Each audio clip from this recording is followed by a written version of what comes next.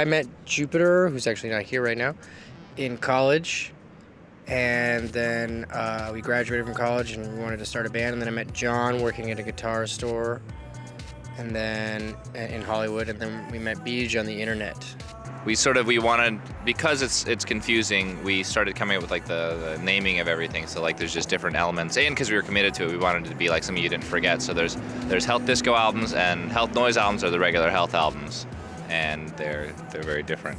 Kind of leading it from that last question you asked about the Crystal Castles remix, that was sort of like we were listening to a lot of electronic music and we wanted to have them do a remix, and it was really good, and it just, our music seemed to lend itself to remixing probably more than certain other noise quote-unquote bands would.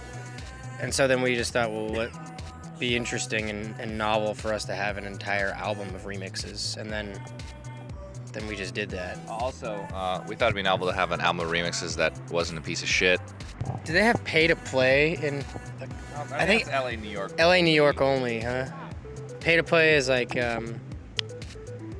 it's just them capitalizing on people moving to Los Angeles and New York to be in bands. And so there's like this incredible amount of oversaturation of just all kinds of bands that aren't relevant, bands that aren't, but you know, like they move from Green Bay to like be the next GNR or something.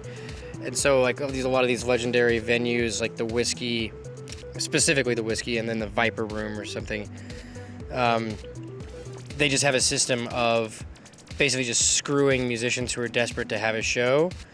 And since those places aren't tastemaker spots anymore, bands book themselves, and it's called pay to play. And essentially the venue like sells you tickets to your own show, so like, which costs several hundreds of dollars, and then you have to basically like pimp your friends and then get them to buy tickets from you to go to your show. So it's like your buddy saying like, hey, come see my show, but before the show they're trying to sell you like $12 to $15 tickets, and then actually do this. Yeah. Really do. And then I've never done it, but then and then you have to pay for like parking, and then like $12 for a Corona or something. It's kind of a racket preying on. It's just like soul crushing.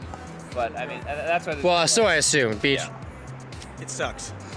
Yeah. But it's a sort of a predatory industry on bands trying to, I guess, make it in LA. But the great thing about the DIY scene is that it's completely divorced from all that, and it's divorced from all these sort of negative things about LA. And you can be a band and get fans and have a support network and tour, and that's why we got into it.